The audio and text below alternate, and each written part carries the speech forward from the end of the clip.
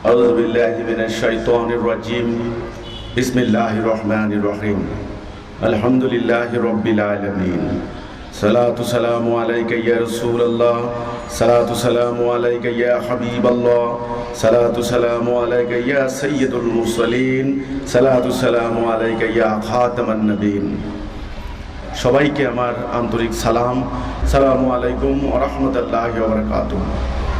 সালাম জানাই এবং স্মরণ করছি আমার মহামান্য ইমামুজ্জামানের প্রতি, টাঙ্গাইলের ঐতিহ্যবাহী পন্নী পরিবারের উত্তরসূরি জনাব মোহাম্মদ বায়েজিদ খান পন্নী, যিনি আজ আমাদের মাঝে নেই। আমাদের মহামান্য ইমামুজ্জামানকে স্মরণ করছি এবং সালাম জানাচ্ছি। সম্মানিত অতিথিবৃন্দ, মানব জাতির ইতিহাসে একটা সময় এসে উপস্থিত হয়, মানুষ তাদের সামগ্রিক কর্মফল ভোগ করার জন্য তখন প্রস্তুত হয়। তখন মানুষের করণীয় কিছুই থাকে না, মানুষ যখন কিছুই করতে পারে না, তখন আল্লাহ রব্বুল আলামিন, যিনি আসমান জমিন গ্রহ নক্ষত্র বৃক্ষরাজি তরুলতা পর্বতমালা বিহঙ্গকুল, যিনি এই সমস্ত কিছু সৃষ্টি করেছেন, সেই খালেক, সেই মালেক, সেই রব্বুল আলামিনের পক্ষ থেকে আল্লাহ রব্বুল আলামিন দয়া করে মানব জাতির উদ্ধারের পথ পাঠান। সেই মানব জাতির উদ্ধারের, মানব জাতির মুক্তির পথ নিয়ে আমরা এখানে এসে হাজির হয়েছি। কাজেই আমাদের এই বক্তব্য অন্য অনেক বক্তব্যের মতো হবে না। আমি আপনাদেরকে অনুরোধ করব, আল্লাহ রব্বুল আলামিন আপনাদের বিবেক দিয়েছেন, ব্রেইন দিয়েছেন, আপনারা চিন্তা করবেন, দৃষ্টি দিয়েছেন দেখবেন, কান দিয়েছেন শুনবেন, এবং হৃদয় দিয়েছেন সেটা দিয়ে উপলব্ধি করবেন। এই মানুষ অন্য পশুর মতো নয়, মানুষ আল্লাহর প্রতিনিধি, আল্লাহর খলিফা। আল্লাহ কোরআনে বললেন, ওয়াইযকাল রাব্বুকা লিল মালাইকাতি ইন্নী জাইলুন ফিল আরদি খলিফা। স্মরণ করো সেই মুহূর্তের কথা যখন আমি মালায়েকদেরকে বললাম পৃথিবীতে আমি আমার খলিফা পাঠাবো। মানুষ আল্লাহর খলিফা, আল্লাহর প্রতিনিধি। মানুষের মুখ্য কর্তব্য হচ্ছে আল্লাহর প্রতিনিধিত্ব করা। মানুষের ভিতরে আল্লাহর রূহ আছে, অন্য কোনো কিছুর ভিতরে আল্লাহর রূহ নাই। পরমাত্মার অংশ আত্মা রয়েছে। মানুষকে আল্লাহ নিজ হাতে বানিয়েছেন, আর সমস্ত সৃষ্টিকে আল্লাহ বললেন কোন হও, অমনি হয়ে গেল। কিন্তু আল্লাহ রাব্বুল আলামিন পরম মমতায় আদমকে বানালেন নিজ হাতে। সমস্ত সৃষ্টিকে বললেন এই আদমকে সেজদা করো, তাকে সার্ভিস দিবে বলে। কাজে মানুষ এক খণ্ড কাষ্ঠখণ্ড নয়, নিষ্প্রাণ নির্জীব কোন বস্তুর মতো নয়, কোন পশুর মতো নয়। মানুষ আল্লাহর অসাধারণ সৃষ্টি, যেটা আল্লাহ রাব্বুল আলামিন কোরআনে বলেছেন আহসানে তাকবীম, সুন্দরতম কাঠামো দিয়ে আল্লাহ মানুষকে বানিয়েছেন। কাজেই এই মানুষকে ভাবতে হয় তার নিজেকে নিয়ে, তার সমাজকে নিয়ে, তার সমগ্র মানব জাতিকে নিয়ে। কারণ নিজেকে নিয়ে ভাববে এখানে কেন সে এসেছে, কি তার কর্তব্য, কোথায় তার গন্তব্য, এখানে তার কাজ কি ইত্যাদি, তাকে নিজেকে নিয়ে ভাবতে হয়। আপনারা অনেক শিক্ষা প্রতিষ্ঠানে দেখতে পাবেন ইংরেজিতে একটা লেখা আছে নো দাই সেলফ, নিজের সম্পর্কে জানো। আগে নিজের সম্পর্কে জানতে হয়, আমি কে, কোথায় আমি যাব, কোথায় আমার গন্তব্য। আমি আল্লাহর খলিফা, আল্লাহর প্রতিনিধি। আমার কি কাজ? এই পৃথিবীতে আল্লাহর প্রতিনিধিত্ব করা, পশুর মতো জীবন পার করা নয়। তা না হলে হাসরের দিন মহান আল্লাহ রাব্বুল আলামিনের সামনে আমাকে দণ্ডায়মান হতে হবে। আমার এই সমস্ত নিয়ামত রাজের হিসাব দিতে হবে। আমার অসম্ভব দৃষ্টি শক্তি, অসম্ভব চিন্তা শক্তি, অসম্ভব রিয়েলাইজেশন যে ক্ষমতা, উপলব্ধি ক্ষমতা, ইত্যাদির জন্য আমাকে আল্লাহর কাছে জবাবদিহি করতে হবে। কাজেই আমার এই জীবন শেষ নয়, আমার পরজীবনও একটা জীবন রয়েছে। দেহ এবং আত্মা যেমন সম্পৃক্ত একসঙ্গে, তেমনি ইহকাল পরকালও একসাথে, আলাদা নয়। আমাকে ভাবতে হবে আমার নিজেকে নিয়ে, তারপরে ভাববো আমার মতো এই মানব জাতিকে নিয়ে। আপনি হিন্দু পরিচয় দিচ্ছেন, মুসলমান পরিচয় দিচ্ছেন, খ্রিস্টান পরিচয় দিচ্ছেন, বৌদ্ধ পরিচয় দিচ্ছেন, মসজিদে যাচ্ছেন, মন্দিরে যাচ্ছেন, গির্জায় যাচ্ছেন, সিনাগগে যাচ্ছেন, প্যাগোডাতে যাচ্ছেন আল্লাহ ভগবান ঈশ্বরকে পাওয়ার জন্য। কেউ গেরুয়া বসন পড়ছেন, কেউ কুর্তা পাঞ্জাবি টুপি পড়ছেন, কেউ ধুতি পড়ছেন, কেউ টাই কোট পড়ছেন। মনে রাখুন, সাদা কালো লম্বা টামাটে, উত্তরের দক্ষিণের পূর্বের পশ্চিমের, মরু অঞ্চলের মেরু অঞ্চলের, পাহাড়ি অঞ্চলের, বনাঞ্চলের সমস্ত মানব জাতি এক জাতি, এক বাবা মা আদম হাওয়ার সন্তান, এক আল্লাহ রাব্বুল আলামিনের সৃষ্টি। আল্লাহর রূহ প্রত্যেকটা বনি আদমের ভিতরে রয়েছে। কাজেই পুরো মানব জাতি এক জাতি। আমেরিকা মারা গেলে আমারই ভাই, জাপান, জার্মানি, ফ্রান্সে মারা গেলে আমারই ভাই, আফ্রিকাতে না খেয়ে মারা গেলে আমারই ভাই, মধ্যপ্রাচ্যে মারা গেলে আমারই ভাই, ভারতে ধর্ষিতা হলে আমারই বোন, বাংলাদেশে মারা গেলে আমারই ভাই, আমারই বোন। আমার জাতি এক জাতি। এই চেতনা এখন লালন করতে হবে। কেন? মানব জাতি এখন কোথায় এসে দাঁড়িয়েছে? জঙ্গিবাদ, সন্ত্রাসবাদ, সাম্প্রদায়িকতার বিরুদ্ধে আমাদের জনসচেতনতামূলক এই জনসভা আমরা সারা বাংলাদেশে আমাদের তালিকা মোতাবেক প্রায় ১.৫ লক্ষ সভা সমাবেশ আমরা করেছি। অনেকে এই পরিসংখ্যান শুনলে বিশ্বাস করেন না, বলেন আমরা বিশ্বাস করলাম না। লক্ষ লক্ষ সমাবেশ করছে না আপনারা? হ্যাঁ, বিশ্বাস না হয় ইনশাল্লাহ একদিন দেখবেন আমরা কি করছি। এই সংকটে মানব জাতি কিভাবে আসলো, মানুষ এখানে কেন আসলো? ৩-৪ দিন আগে আপনারা জানেন অ্যামনেস্টি ইন্টারন্যাশনাল একটা রিপোর্ট, একটা প্রতিবেদন প্রকাশ করেছে। অ্যামনেস্টি ইন্টারন্যাশনাল পরিষ্কার বলে দিয়েছে বিশ্বের পরাশক্তিধর রাষ্ট্রগুলি দুনিয়াময় মানবাধিকার লঙ্ঘন করে চলেছে। মিস্টার পুতিন বলছেন আমরা এমন ক্ষেপণাস্ত্র তৈরি করেছি দুনিয়ার যে কোনো জায়গায় আঘাত হানতে পারে। সিরিয়াতে আমরা আমাদের অস্ত্রের মহড়া দেখিয়েছি, আমাদের শক্তি কতটুকু রয়েছে আমরা আমেরিকাকে দেখিয়েছি। ডোনাল্ড ট্রাম্প বলেছিলেন প্রেসিডেন্ট হয়েই আমরা ফার্স্ট, আমেরিকা ফার্স্ট, আমেরিকা প্রথম থাকবে অস্ত্র, অর্থ, মারণাস্ত্র সকল দিক দিয়ে। আর রাশিয়া ১৩,০০০ অ্যাটম বোম প্রস্তুত করে রেখেছে আমেরিকা, রাশিয়া। আর মিস্টার শি জিনপিং চীনের প্রেসিডেন্ট, তিনি বলছেন চীনা দাসের সমাজতন্ত্র দিয়ে দুনিয়া চলবে, আমরা দুনিয়া চালাবো। তাহলে মিস্টার পুতিন দুনিয়া চালাবেন, মিস্টার আপনার ডোনাল্ড ট্রাম্প দুনিয়া চালাবেন, তারপরে শি জিনপিং দুনিয়া চালাবেন। দুনিয়া চালাচ্ছেন এখন তারা। দুনিয়ার কি পরিস্থিতি? ১৬,০০০ অ্যাটম বোম তৈরি করে রেখেছেন, অস্ত্রের ভাষায় কথা বলছেন। ১০ লক্ষ রোহিঙ্গা মুসলমানকে বাংলাদেশে জোর করে তাদেরকে তাড়িয়ে দেওয়া হলো, অথচ একটা নিন্দা প্রস্তাব পর্যন্ত জাতিসংঘ করতে পারে নাই। জাতিসংঘের দরজায় ভেটো পাওয়ার নিয়ে দাঁড়িয়ে রয়েছে চীন এবং রাশিয়া। ইন্ডিয়াও তাদের সঙ্গে হাত মিলিয়েছে। আজকে দুনিয়া তৃতীয় বিশ্বযুদ্ধের ধার প্রান্তে এসে দাঁড়িয়েছে।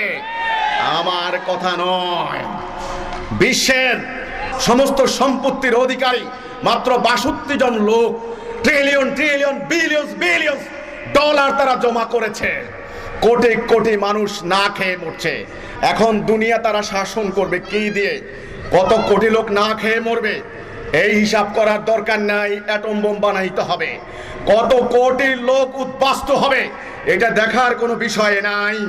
ওই অস্ত্রাগার তৈরি করতে হবে, জঙ্গি বিমান তৈরি করতে হবে। এখন মানুষের মূল্য নাই, মানবতার মূল্য নাই। ৮০০ কোটি মানুষ পৃথিবীতে, আমি ২টা ভাগে যদি ভাগ করি, এক ভাগ নাস্তিক, তারা আল্লাহ বিশ্বাস করে না, পরকাল বিশ্বাস করে না, ঈশ্বর ভগবান এলি গডকে বিশ্বাস করে না।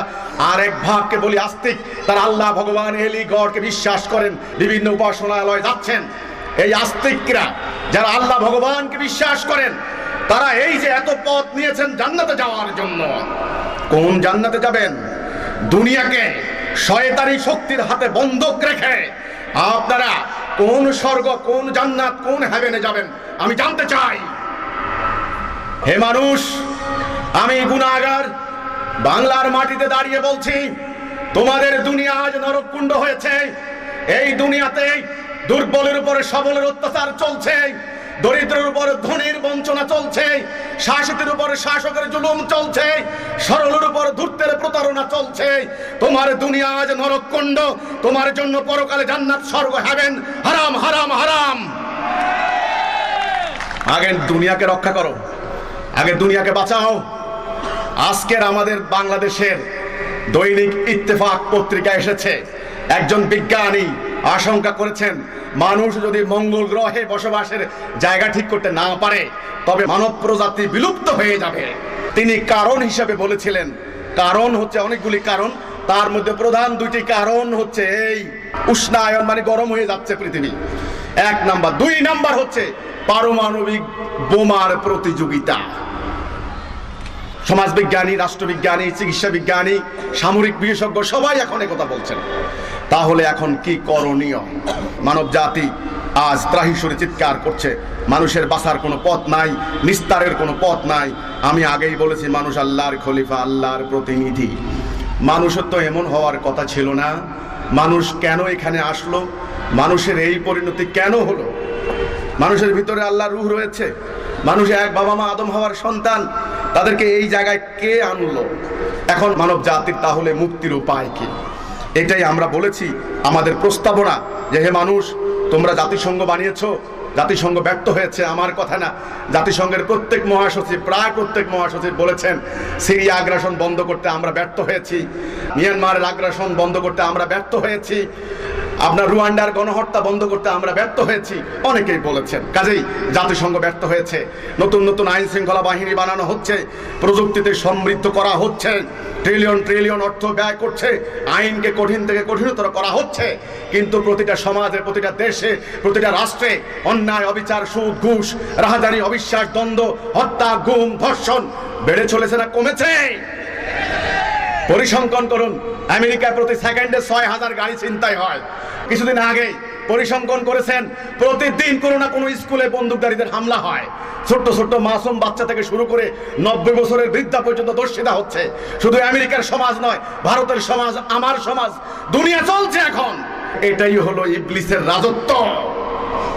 এখন হে পূজারীরা, তোমরা পূজা করো। হে নামাজিরা, নামাজ পড়ো। হে প্রার্থনাকারীরা, প্রার্থনা করো। তোমাদের প্রার্থনা, পূজা, নামাজ, ইবাদত সবকিছু ব্যর্থ হয়েছে।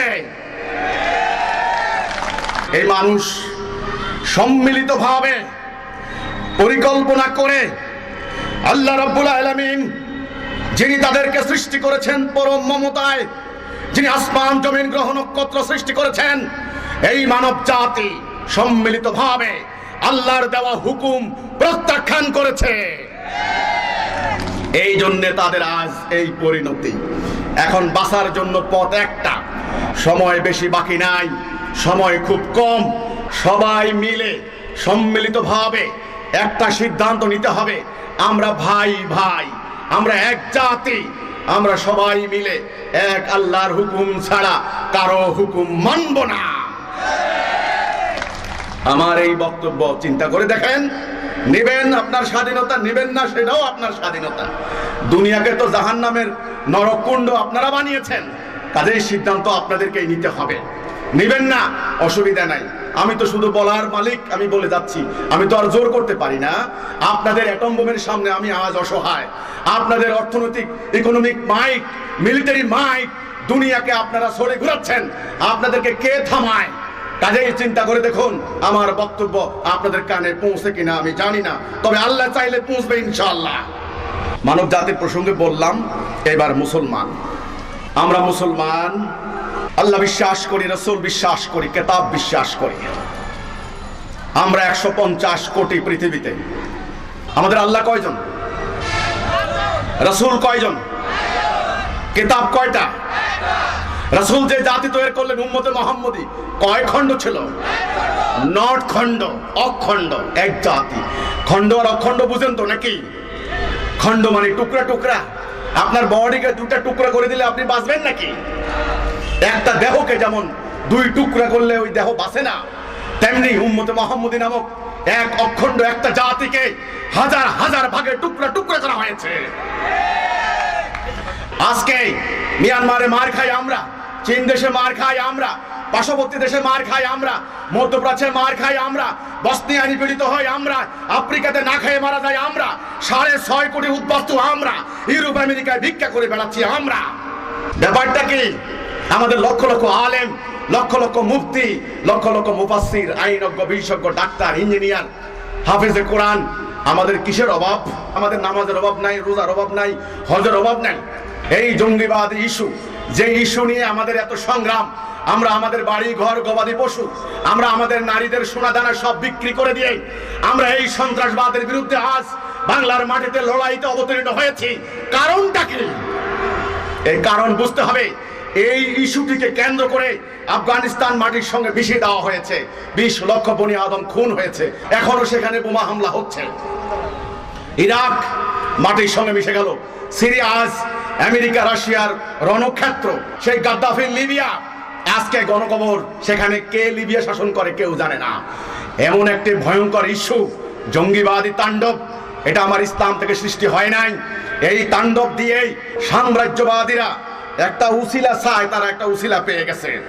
এই উসিলা ভয়ঙ্কর উসিলা, এই উসিলা সৃষ্টি করে দিয়ে সাদ্দাম হোসেন ইরাককে বাঁচাইতে পারে নাই, গাদ্দাফি লিবিয়াকে বাঁচাইতে পারে নাই, বাদশাহ জহির আফগানিস্তান রক্ষা করতে পারে নাই, হাফিজ আল আসাদের ছেলে বাশার আল আসাদ সিরিয়া রক্ষা করতে পারে নাই।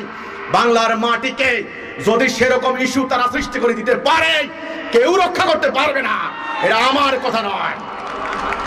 কাজেই লক্ষণ খুব খারাপ, খুব ভয়ঙ্কর। সম্মানিত মুসলমান ভাই ও বোনেরা, যারা আপনারা আল্লাহ বিশ্বাস করেন, কিতাব বিশ্বাস করেন, রাসূলকে বিশ্বাস করেন, আমি আপনাদের হৃদয়ের দরওয়াজায় কড়া নাড়ছি। আমি বিনীতভাবে বলতে চাই, আমার এই কথাটুকুকে আপনারা আত্মা দিয়ে উপলব্ধি করুন। আজ পশ্চিমা সাম্রাজ্যবাদী পরাশক্তিধর অস্ত্র ব্যবসায়ী রাষ্ট্রগুলি ইসলামকে টার্গেট করেছে। মুসলমান সন্ত্রাসী, মুসলমান জঙ্গি, মুসলমান কুকুমণ্ডুক, মুসলমান আনসিভিলাইজড, মুসলমান বিজ্ঞান বিরোধী, মুসলমান অসভ্য, মুসলমান নোংরা, মুসলমান বিশৃঙ্খল, মুসলমান কোনো একটা সভ্য দেশে বসবাস করতে পারে না, মুসলমান সভ্যতার অনুপযুক্ত ইত্যাদি প্রচারণা কি চলছে নাকি চলছে না? প্রোপাগান্ডা চালাচ্ছে মিডিয়া দিয়ে, শিক্ষা ব্যবস্থার মধ্য দিয়ে। মিডিয়া কিন্তু তাদের হাতে, মিডিয়া আপনাদের হাতে নাই। আপনাদের মিডিয়াগুলিও তাদের অনুসারী। কাজেই খুব সাংঘাতিক। এখানে 90% মুসলমান। এখানে স্বাধীনতার পর গত 47 বছরে আমরা দেখেছি মানুষের ঈমানকে হাইজ্যাক করে নিয়ে বারবার জাতি বিনাশী কর্মকাণ্ড ঘটানো হয়েছে। একদল মানুষকে বুঝিয়েছে আমাদেরকে টাকা দাও, টাকা দিলে তুমি জান্নাত যাবে, আমি তোমার জান্নাতের উসিলা হব। মানুষ বাড়ি ঘর গবাদি পশু বিক্রি করে ওই সমস্ত ধর্ম ব্যবসায়ীদেরকে টাকা দিয়েছে, আল্লাহকে পায় নাই, রাসূলকে পায় নাই। 2 নাম্বার, ধর্মকে ব্যবহার করে অপরাজনীতি করেছেন, জাতি বিনাশী কর্মকাণ্ড ঘটিয়েছেন। মানুষকে বলেছেন আমাদেরকে ভোট দাও। কাকে ভোট দিবে?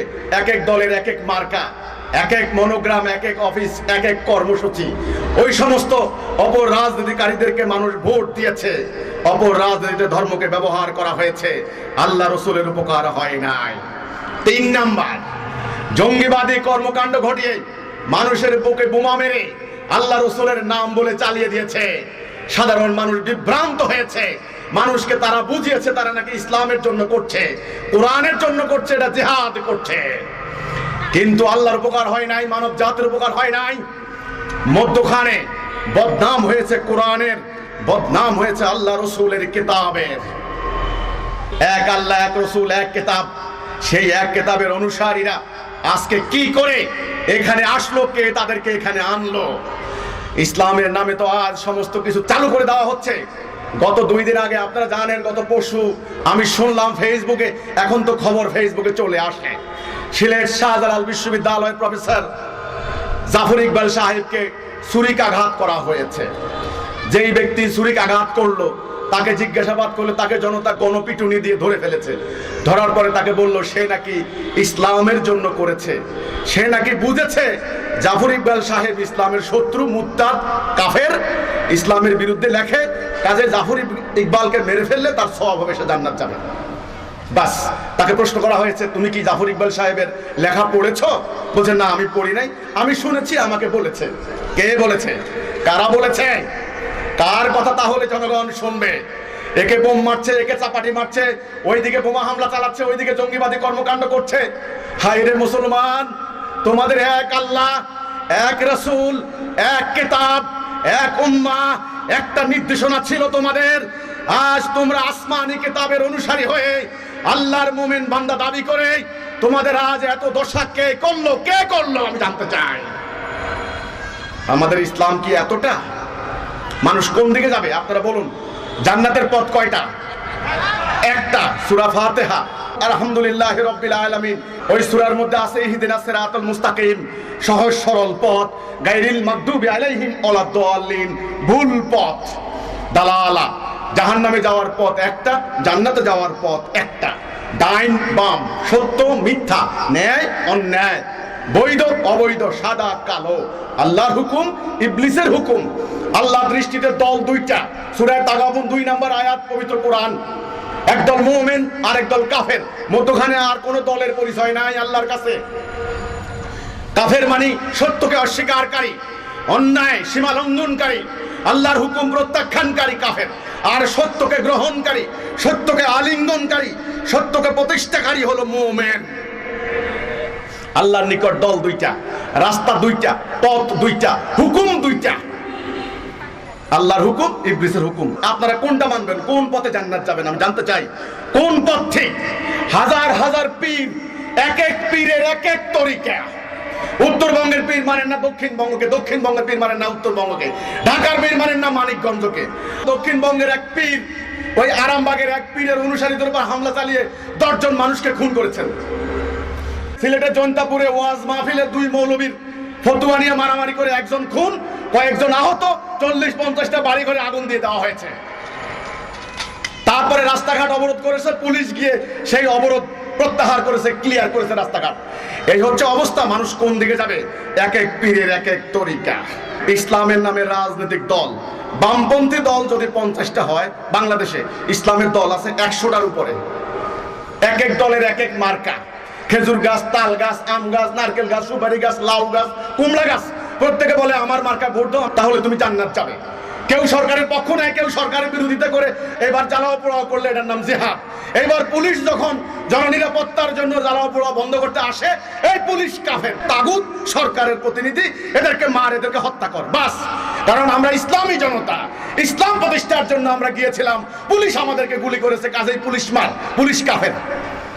হায় রে মুসলমান, কোন দিকে যাবে এখন? এবার আসেন জঙ্গিবাদী দল। এতক্ষণ তো বললাম রাজনৈতিক দল, এক এক দলের এক এক মার্কা। এনারা বলেন আমরা জঙ্গি না, জঙ্গি না ভাই, ওরা জঙ্গি। ওই শাহেদ আব্দুর রহমান জঙ্গি, ওই জেএমবি জঙ্গি, আনসারুল্লাহ জঙ্গি। আমরা কোনো জঙ্গি না। পেট্রোল দিয়া গাড়িতে আগুন দিলে এটার নাম জঙ্গি না। আমি বলতে চাই, আইনের বইতে কি লেখা আছে? দলের নাম লেখা আছে, ধর্মের নাম লেখা আছে, সরকারি দল বিরোধী দল লেখা আছে।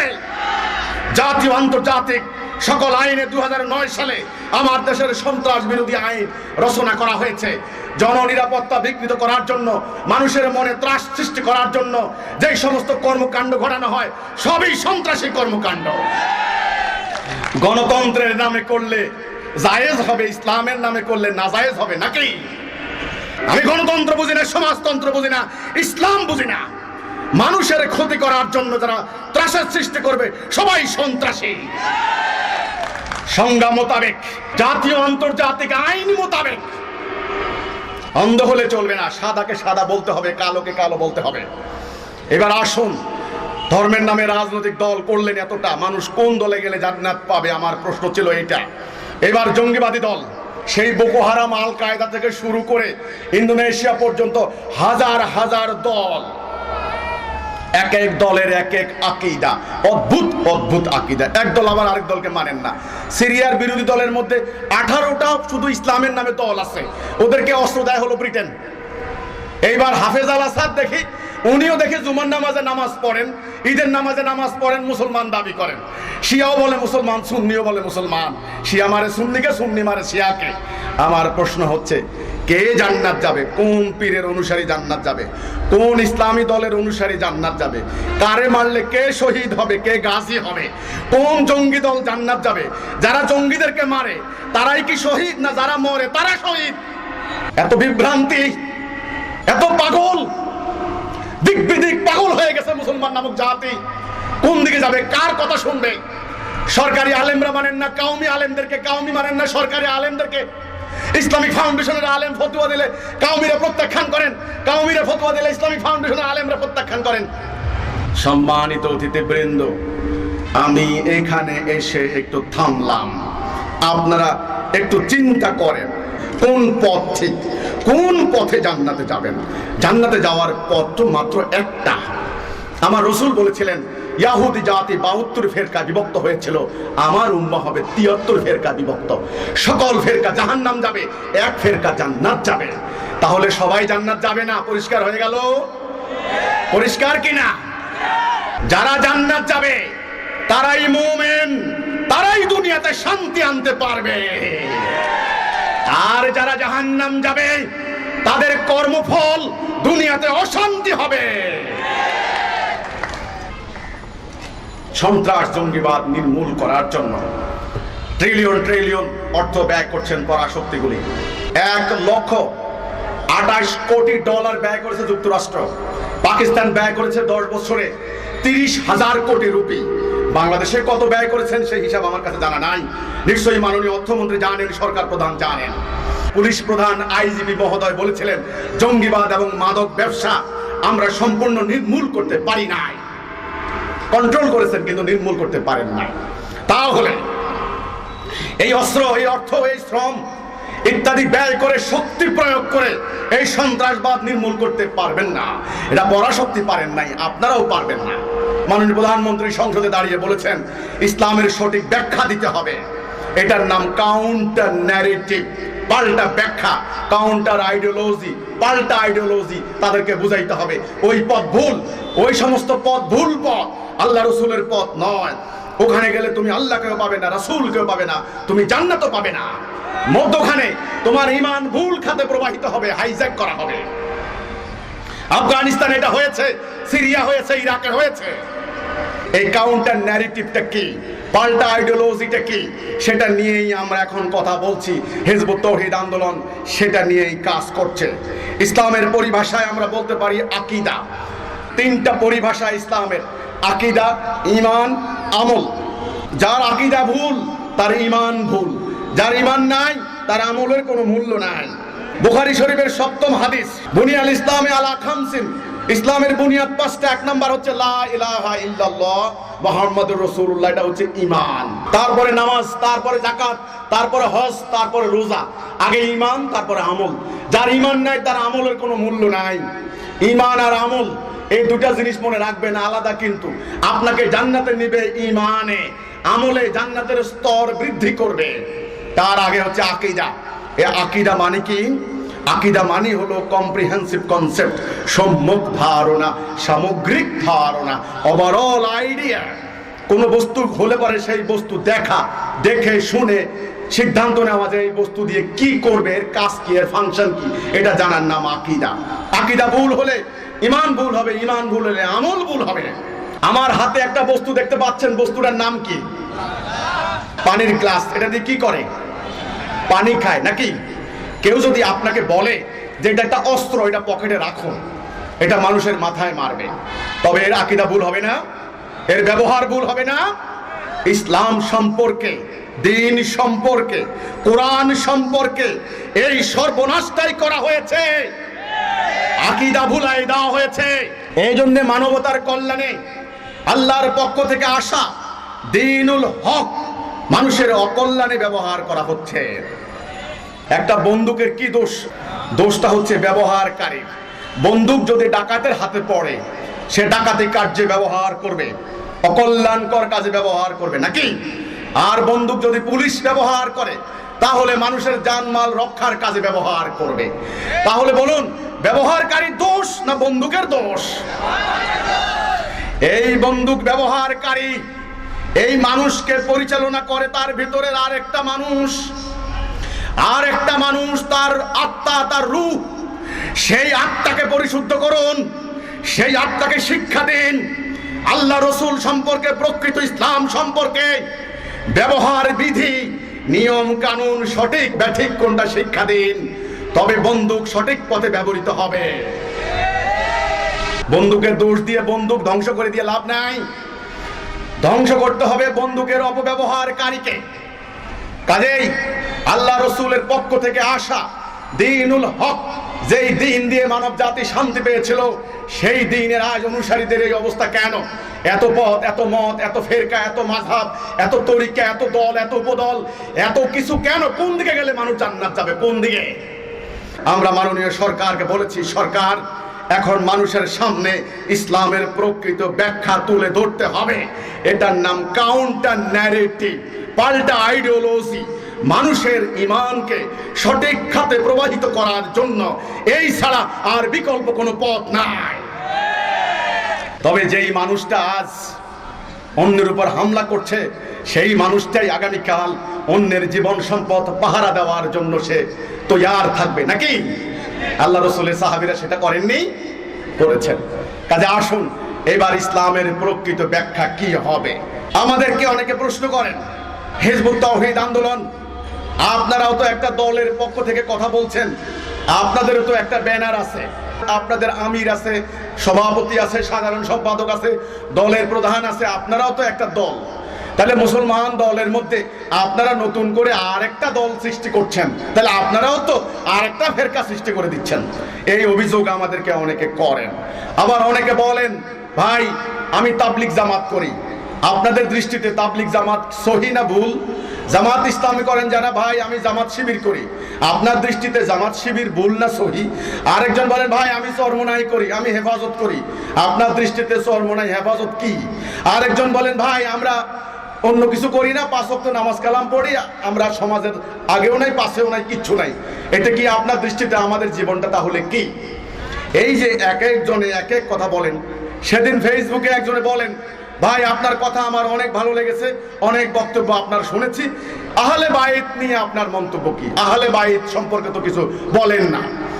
তো আমাদের সমাজ তো এই হলো, কেউ আহলে বাইত, কেউ সুন্নি, কেউ ওহাবি, কেউ অমুক পীরের অনুসারী, কেউ জামাত ইসলামী, আরো অনেক অনেক হাজার হাজার দল।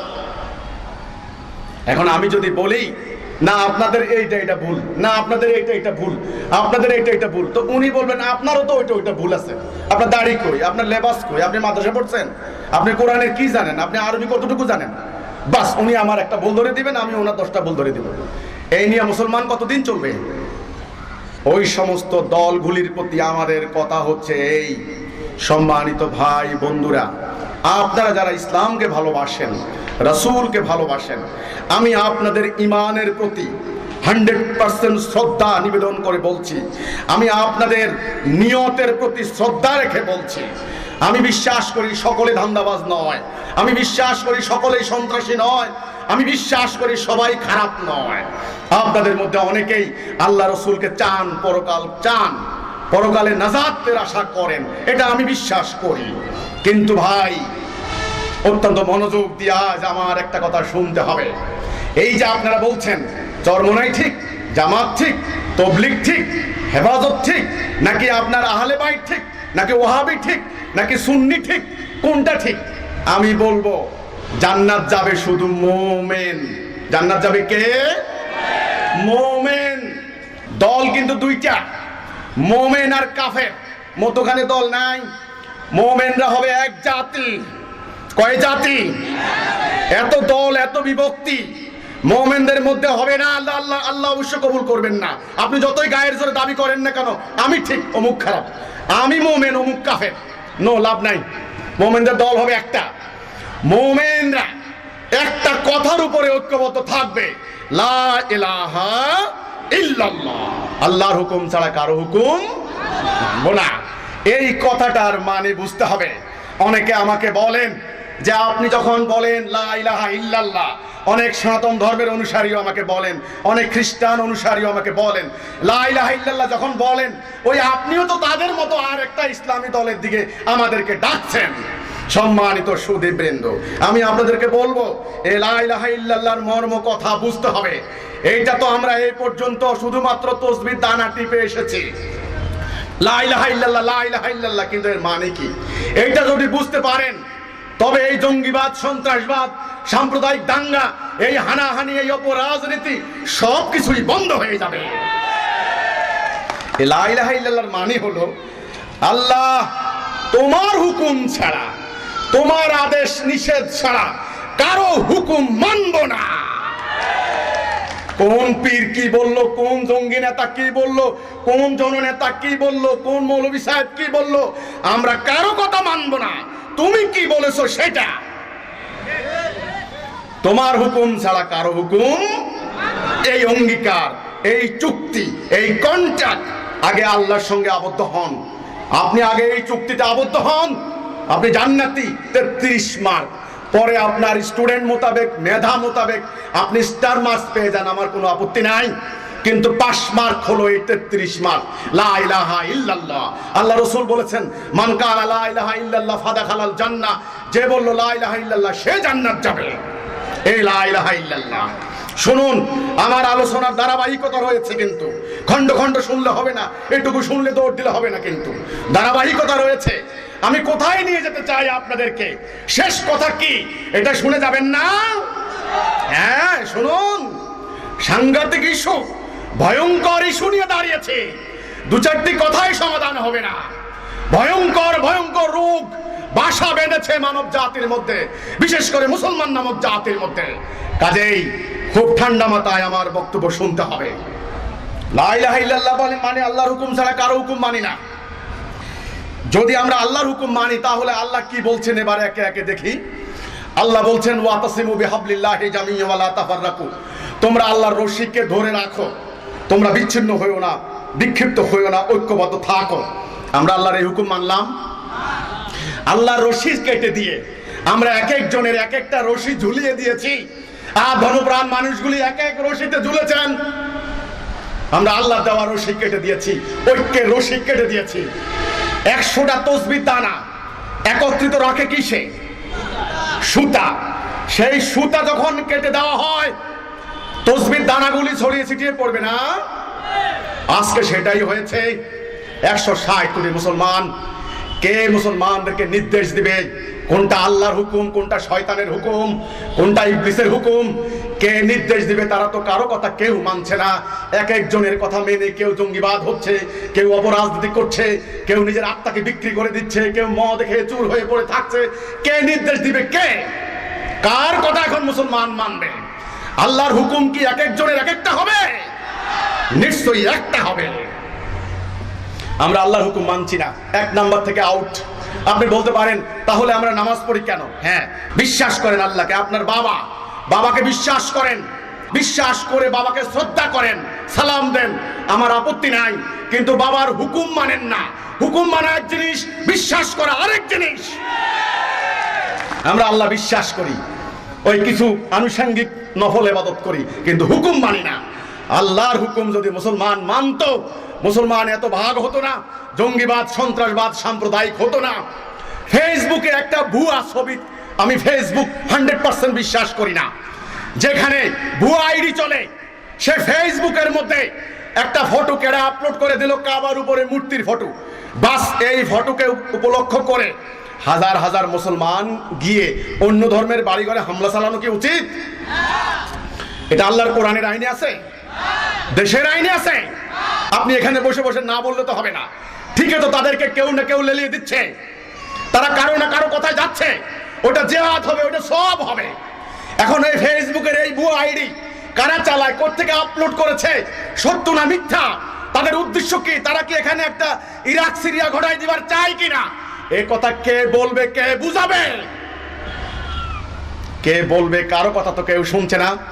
সরকার ক্ষমতায় গেলে বিরোধী দল জ্বালাও পোড়াও, দেশ ধ্বংস করে দাও, দরবার করো নিউ ইয়র্ক, লন্ডন, সিঙ্গাপুর, ওখান থেকে তাদেরকে ডেকে আনো, আবার সরকারি দল ওদেরকে ডেকে আনো। এইভাবে সিরিয়া ধ্বংস হয়েছে, ইরাক ধ্বংস হয়েছে। একটা গ্রামে যদি একটা বাড়িতে ডাকাত ঢুকে, প্রত্যেকটা বাড়িতে ডাকাত ঢুকার প্রয়োজন হয় না। প্রতিটা বাড়ির মালিক সতর্ক হতে হয়, সজাগ হতে হয়। প্রত্যেকটা ঘরের বাসিন্দারা লাঠি ছোটা নিয়ে রেডি হতে হয়, না হলে কখন কোন বাড়িতে ডাকাত ধ্বংস করে দেয়। আজকে দুনিয়ায় সাম্রাজ্যবাদীদের ডাকাতি একে একে মুসলমান নামক দেশগুলি ধ্বংস করে দিচ্ছে। আমার প্রিয় জন্মভূমি বাংলার মাটিকেও তারা সেই রকম পরিস্থিতি করতে চায়। সম্মানিত ভাইরা আমার, যদি বাংলার মাটিকে রক্ষা করতে হয়, আপনাদেরকে এখন থেকে এই স্বার্থের রাজনীতি, এই ধর্মের নামে হানাহানি ইত্যাদি সকল কিছু ভুলে ঐক্যবদ্ধ হতে হবে। প্রকৃত ইসলাম আর বিকৃত ইসলাম, এই দুইটা আপনারা বুঝবেন না? বুঝবেন না? আসেন, আল্লাহ রসুলের ইসলাম। আল্লাহ রসুল মক্কার আরবের আইএমএ জাহিলিয়াতের ওই মানুষগুলিকে ঐক্যবদ্ধ করলেন কিসের উপরে? লা ইলাহা ইল্লাল্লাহ, নাকি একটা কলেমার উপরে, একটা কথার উপরে ঐক্যবদ্ধ করলেন। ঐক্যবদ্ধ করার পর ওই সমাজ কি হলো দেখুন, মানুষের আত্মা পাল্টে গেল। চোর ডাকাত ভালো মানুষ হয়ে গেল, মদ খেয়ে পড়ে থাকতো, মাদক ব্যবসা ঘরে ঘরে চলতো, সেই মানুষগুলি মদ খাওয়া ছেড়ে দিল। নারী নির্যাতন করত, সেই মানুষগুলির সমাজে নারীদের সম্মান ইজ্জত কত উপরে উঠলো আপনারা জানেন। ঘরে ভাত ছিল না, ঘরে ঘরে সমৃদ্ধি আসলো। শত্রু ভাই হয়ে গেল, পোশাক ছিল না, উন্নত মানের পোশাক আসলো। একটা মেয়ে মানুষ রাতের অন্ধকারে হেঁটে যেত স্বর্ণ অলংকার পরিহিত অবস্থায়, শত শত মাইল, আল্লাহ এবং বন্যযন্ত্রের ভয় ছাড়া কোনো ভয় থাকতো না। এই যে ভেতরের পরিবর্তন, সমাজের পরিবর্তন, রাষ্ট্রের পরিবর্তন, পুরো আরব সমাজের পরিবর্তন আল্লাহ রসুল কি দিয়ে করলেন আমি জানতে চাই। কি দিয়ে করলেন? প্রকৃত ইসলাম দিয়ে নয় কি? তাওহীদ দিয়ে নয় কি? লা ইলাহা ইল্লাল্লাহ মুহাম্মাদুর রাসূলুল্লাহ। এই যে ওই মানুষগুলি সোনার মানুষ হয়ে গেলেন অল্প কিছুদিনের ব্যবধানে। আরবের আয়ামে জাহিলিয়াতের পশ্চাৎপদ সেই মানুষগুলি দাঙ্গা হাঙ্গামায় লিপ্ত, কুপমণ্ডুকতার অন্ধকারে নিমজ্জিত সেই মানুষগুলি জ্ঞানে বিজ্ঞানে সামরিক শক্তিতে নতুন নতুন বৈজ্ঞানিক প্রযুক্তিতে পৃথিবীর শিক্ষকের আসনে আসীন হলো। কিন্তু আজ আমরা সেই মুসলমান, সেই কোরআন আমাদের ঘরে ঘরে, সেই হাদিস ঘরে ঘরে পড়া হচ্ছে। আরো লক্ষ লক্ষ আলেম, এত আলেম তখন ছিলেন না, এত হাফেজ তখন ছিলেন না, এত মুফতি মুহাদ্দিস ছিলেন না। মাত্র 5 লাখের উম্মতে মুহাম্মদী, পারস্য রোমান সাম্রাজ্য তটস্থ থাকতো দুইটা সুপার পাওয়ার, আমরা একটা টাইম পরাজিত করে দিয়েছি। আজ আমরা 150 কোটি। নামাজের অভাব নাই, রোজার অভাব নাই, হজের অভাব নাই। ঘরে ঘরে তাফসির, তাফসিরে মাজাহারি, তাফসিরে কুরতুবি, তাফসিরে মওদুদি, তাফসিরে সাঈদী, কত তাফসিরের কোনো অভাব নাই। এক একজন ইসলামী সাহিত্য পড়ে পড়ে পণ্ডিত হয়ে যাচ্ছেন। আমাকে বলে কি আপনি কয় পাতা পড়েছেন? আমি এত এত ইসলামী সাহিত্য পড়েছি। আমি জানতে চাই আপনাদের এত ইসলামী সাহিত্য, এত পাণ্ডিত্য, এত এলেম, এত হেফজ, এত তাফসির, এত জ্ঞান, এত জনসংখ্যা, এত আমল, এত মসজিদ, এত মাদ্রাসা, কি হলো আমার জাতির? একটা ভূখণ্ড রক্ষা করতে পারি না, একটা নারীর ইজ্জত রক্ষা করতে পারি না। বসনিয়ায় 2 লক্ষ মুসলমান মেয়েদেরকে ধর্ষণ করা হয়েছে, 10 মাস সেনা ক্যাম্পে আটকে রাখা হয়েছে, অবৈধ সন্তান প্রসব করতে বাধ্য করেছে।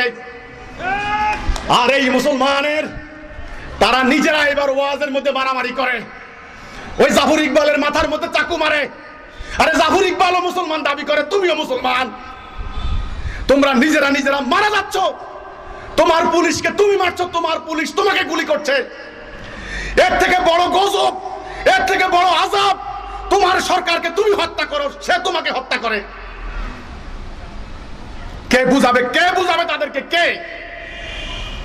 এই ফেরকা ওই ফেরকা তোমরা, এই মাদ্রাসা ওই মাদ্রাসা তোমরা। এও আল্লাহ বিশ্বাস করে, তুমিও আল্লাহ বিশ্বাস করো।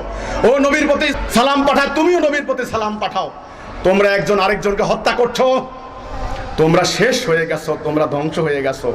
সম্মানিত ভাইরা, বন্ধুরা, আমার রাসূল যখন অক্লান্ত পরিশ্রম করে কঠোর অধ্যবসায়ের মধ্য দিয়ে ওই জাতিটাকে তাওহীদের উপরে ঐক্যবদ্ধ রেখে গিয়েছিলেন, কয়েক শতাব্দী পর ইবলিসের ষড়যন্ত্রে সেই সিরাতুল মুস্তাকিম থেকে আমরা দূরে সরে গিয়েছি। গত 1300 বছরে আল্লাহ রসুলের সেই ইসলাম বিকৃত হতে হতে হতে আজ চূড়ান্ত বিকৃত হয়ে গিয়েছে। ওই বৃক্ষ আসল বৃক্ষ নয়, এক একজন এক এক ডাল ধরে ঝুলে আসো, ওইটা ভুল বৃক্ষ, ওইটা বিষ বৃক্ষ। দুইটা রাস্তা, সিরাতুল মুস্তাকিম, দালালা। ইবলিস গত 1300 বছরে সবাইকে ওই সিরাতুল মুস্তাকিম থেকে সরিয়ে দিয়েছে, তাওহীদ থেকে নামিয়ে দিয়েছে। এক আল্লাহর হুকুম থেকে নেমে গিয়ে তোমরা ওই ভুল পথে গন্তব্যে যাওয়ার চেষ্টা করছো, কোনোদিন যেতে পারবে না। ঢাকার রাস্তা কি এই দিকে নাকি ওই দিকে? আপনি এই মিঠাপুকুরে দাঁড়িয়ে ডান দিকে তাকান, বাম দিকে তাকান, আপনি ভাবলেন আপনি ঢাকায় যাবেন, কিন্তু রাস্তা যদি ভুল হয় জীবনে ঢাকায় যেতে পারবেন? কোনোদিন পারবেন না। কেন? আপনার তো নিয়ত ঠিকই ছিল, সময় তো ঠিকই গিয়েছে, অর্থ তো ঠিকই ব্যয় হয়েছে। নিয়ত ঠিক থাকলেও লাভ নাই। জঙ্গিবাদীরা বলে আমার নিয়ত ঠিক, আমি এটা করছি আল্লাহ রসুলের জন্য। আরে মিয়া, তোমার নিয়ত ঠিক থাকলে কি হবে? রাস্তা ভুল হলে তুমি কোনোদিন গন্তব্যে পৌঁছতে পারবে না। গত 1300 বছরে ধীরে ধীরে ধীরে ধীরে ধীরে আল্লাহ রসুলের সেই এক ইসলাম, সেই সাম্যের ইসলাম, সেই মুক্তির ইসলাম, সেই মানবতার ইসলাম, সেই আসমানের ন্যায় উদার ইসলাম, সমুদ্রের ন্যায় বিশাল ইসলাম, মানব জাতির অর্থনৈতিক, রাজনৈতিক, সামরিক সকল সমস্যার সমাধান করার মতো ইসলাম, পুরো মানব জাতিকে এক জাতি করার মতো ইসলাম, আমার মুক্তির ইসলাম, আল্লাহর ইসলাম বিগত 1300 বছরে বিকৃত হতে হতে হতে হতে আজ একটা বিকৃত বিপরীতমুখী হয়ে গিয়েছে। এখন এই ইসলাম কি হয়েছে? এই ইসলাম এক শ্রেণীর ধর্ম ব্যবসায়ী গোষ্ঠীর হাতের হাতিয়ারে পরিণত হয়েছে। এক একজন টাকা কামাই করছেন এক এক ভাবে, যে যেভাবে পাচ্ছেন সেইভাবে ধর্মকে কাজে লাগাচ্ছেন। বাস মানুষ দিক বেদিক জ্ঞান শূন্য হয়ে কেউ জঙ্গি হচ্ছেন, কেউ অপরাজনীতি করছেন, কেউ সন্ত্রাসবাদী কর্মকাণ্ড ঘটাচ্ছেন, আর কেউ কিচ্ছু বলছেন না। যারা চরিত্রগতভাবে ভীতু টাইপের, তারা ঘরের দরজা বন্ধ করে 5 ওয়াক্ত নামাজ পড়ে বাস জান্নাত চলে যাবেন। বাস ভুয়া হাদিস বের করছেন, নামাজ জান্নাতের চাবি। আল্লাহ রসুল বলেছেন তাওহীদ জান্নাতের চাবি, লা ইলাহা ইল্লাল্লাহ। এখন কি করণীয়? আমরা সরকারকে বলেছি, মাননীয় সরকার এখন জনগণকে ইসলামের প্রকৃত ব্যাখ্যা তুলে ধরতে হবে, এই আদর্শটা দিতে হবে, তা না হলে মানুষ বাঁচবে না। মানুষের ঈমানকে অস্বীকার করতে পারবেন না। অতীতে করা হয়েছে কিন্তু পারে নাই। অস্বীকার করতে পারবেন না, অবজ্ঞা করতে পারবেন না, তাহলে কি করবেন? অবজ্ঞা করে ফেলে রাখবেন? তাহলে ওই পাড়ায় পাড়ায়, মহল্লায় মহল্লায়, কোনায় কোনায় ওই যে ধর্ম ব্যবসায়ী শ্রেণী উৎপাতে বসে আছে, তাদের ঈমানকে হাইজ্যাক করে নিয়ে মানবতা বিধ্বংসী কর্মকাণ্ড ঘটাবে। কাজেই অস্বীকার করতে পারবেন না, অবজ্ঞা করে ফেলে রাখতেও পারবেন না। কি করবেন? কারণ নির্বাচনে এটা ফ্যাক্টর হয়ে দাঁড়ায়। আপনি অবজ্ঞা করলেন, ভোটের বাক্স নিয়ে দাঁড়ান, আপনাকে নাস্তিক বলে বাক্স ভরিয়ে দিবে আপনার বিপক্ষ দলের। কাজেই কে আস্তিক কে নাস্তিক ইত্যাদি নিয়ে কথা পরে করুন, আগে পুরো জাতিটাকে একটা কথার উপরে ঐক্যবদ্ধ করুন। ঐক্যবদ্ধ না করতে পারলে আমরা কেউ বাঁচব না। সেই ঐক্যবদ্ধ করার জন্য হিজবুত তাওহীদ আন্দোলনের এই সংগ্রাম। আমরা অরাজনৈতিক আন্দোলন। আমরা যখন এই প্রকৃত ইসলামের কথা বলা শুরু করেছি, টাঙ্গাইলের ঐতিহ্যবাহী পন্নী পরিবারের উত্তরসূরি ইমামুজ্জামান জনাব মোহাম্মদ বাইজিদ খান পন্নী, সুলতানি আমলে সুলতান দাউদ খান কররানী, সুলতান সুলাইমান খান কররানী, সুলতান তাজ খান কররানী বাংলা, বিহার, উড়িষ্যার সুলতান ছিলেন। সেই সুলতানি পরিবার সুলতানি আমল যখন শেষ হয়ে গেল মুঘলদের বিরুদ্ধে লড়াইয়ে, রাজমহলের যুদ্ধে মুঘলদের বিরুদ্ধে লড়াইয়ে সুলতান দাউদ খান কররানী বাংলার স্বাধীনতার জন্য জীবন দিলেন। এটা আপনারা জানেন। সেই সুলতানি আমল চলে যাওয়ার পর করটিয়ার জমিদারি পরিবার, ব্রিটিশরা সেই জমিদারি নিয়ে যাওয়ার পর এক পাকিস্তান আমলের পর এখন তো আর কিছু নাই। সেই পরিবারের উত্তরসূরি ইমামুজ্জামান জনাব মোহাম্মদ বাইজিদ খান পন্নী। ফ্যামিলির অন্যরা দুনিয়া নিয়ে চিন্তা করতেন, আর তিনি চিন্তা করতেন আল্লাহ রসুলকে নিয়ে, কোরআনকে নিয়ে, ইসলামকে নিয়ে। তিনি ভাবতেন মুসলমান জাতির এই অবস্থা কেন, তাদের এই দুর্গতি কেন, কি করে তারা ঐক্যবদ্ধ হতে পারে। তিনি যখন যুবক ছিলেন তখন ব্রিটিশ আমল, ব্রিটিশরা তখন প্রভুর আসনে বসে আছে। তিনি ভাবলেন মুসলমানদের প্রভু তো আল্লাহ, মুসলমানদের প্রভু তো ব্রিটিশ হতে পারে না, ব্রিটিশের আইন কানুন দণ্ডবিধি অর্থনীতি চলতে পারে না। মুসলমানদের নিজস্ব একটা সংস্কৃতি রয়েছে, নিজস্ব আইন কানুন রয়েছে, দণ্ডবিধি রয়েছে। মুসলমান সকল ক্ষেত্রে ব্রিটিশের দাবিদারি করছে কেন? এই কেনর উত্তর তিনি পেয়েছেন। তিনি বলেছেন মুসলমান 1300 বছরে আল্লাহ রসুলের প্রকৃত তাওহীদ থেকে সরে গিয়েছে। লা ইলাহা ইল্লাল্লাহ, আল্লাহর হুকুম ছাড়া কারো হুকুম মান, এই কথা থেকে সরে গিয়েছে। এই কারণে মুসলমানদের আজ এই অবস্থা। তখন তিনি বই লিখলেন। তিনি লিখলেন ধর্ম এসেছে মানবতার কল্যাণে, ইসলামের নাম বলে অর্থ রোজগার করা, টাকা কামাই করা হারাম। আল্লাহ বলেছেন আগুন খাওয়া। সূরা বাকারা 174 নম্বর আয়াত, সূরা ইয়াসিনের 21 নম্বর আয়াত। আল্লাহ বললেন তোমরা অনুসরণ করো তাদের যারা বিনিময় নেয় না এবং যারা সঠিক পথে আছে। এখন দেখুন বিনিময় নেওয়া হারাম। যখন ইমামুজ্জামান বললেন যে ধর্মের নামে বিনিময় নেওয়া যাবে না, তখন এবার ওনারা কি করলেন? অপপ্রচার চালু করে দিলেন। সর্বনাশ, এই কথা যদি মানুষ জানতে পারে তাহলে তো আমাদের ক্ষতি হবে, আমাদের ধর্মের নামে ব্যবসা বন্ধ হয়ে যাবে। তখন তারা জনগণের মধ্যে প্রচার করে দিলেন হিজবুত তাওহীদ খ্রিস্টান, বাইজিদ খান পন্নী খ্রিস্টান, খ্রিস্টানের কাছ থেকে টাকা পায়, এরা খ্রিস্টান হয়ে গেছে। সারা বাংলাদেশে সেই টেকনাফ থেকে তেতুলিয়া যেখানে যান গ্রামের একটা সাধারণ মানুষ পর্যন্ত জানে হিজবুত তৌহিদ, ও ওরা তো খ্রিস্টান। হিজবুত তৌহিদ নাকি খ্রিস্টান? একদল মুমিনকে, মুসলমানকে, আল্লাহর মুমিনকে তারা জনগণের মধ্যে খ্রিস্টান বলে চালিয়ে দিয়েছে। এবার বুঝেন তাদের ফতোয়ার কি জোর, কি পাওয়ার।